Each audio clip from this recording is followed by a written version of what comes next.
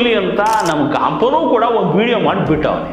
ಅದರಲ್ಲಿ ನಮ್ಮ ಸುವರ್ಣ ಟಿವಿ ಅಜಿತದು ಯಾವುದೋ ಒಂದು ಹಳೇ ವಿಡಿಯೋ ಹಾಕ್ಕೊಂಡು ಅದಕ್ಕೆ ಕಮೆಂಟ್ ಹೊಡ್ಕೊಂಡು ಅವನೇ ಸುಖ ಕೊಡೋದು ನೀವು ನೋಡಬೇಕು.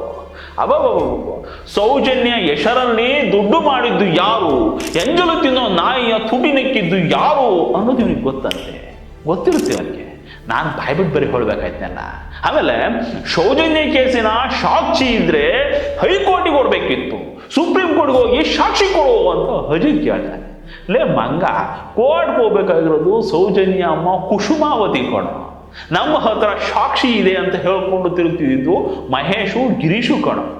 ಹೈಕೋರ್ಟಿಗೆ ಸಾಕ್ಷಿ ಕೊಡಬೇಕಿತ್ತು, ಸುಪ್ರೀಂ ಕೋರ್ಟ್ಗೆ ಸಾಕ್ಷಿ ಕೊಡಬೇಕಿತ್ತು ಅಂತ ಅವ್ರಿಗೆ ಹೇಳಿ. ಯಾಕೂರು ಇವನಿಗೆ ಕಾಂಪ ಅಂತ ಹೆಸರಿಟ್ಟಿತ್ತು. ಇವನು ಹೊಂಡಿಗೆ ಇವನೇ ಖಾರ ಪುಡಿ ಹಚ್ಕೊಂಡಂಗೆ ಆಗ್ತಾನೆ.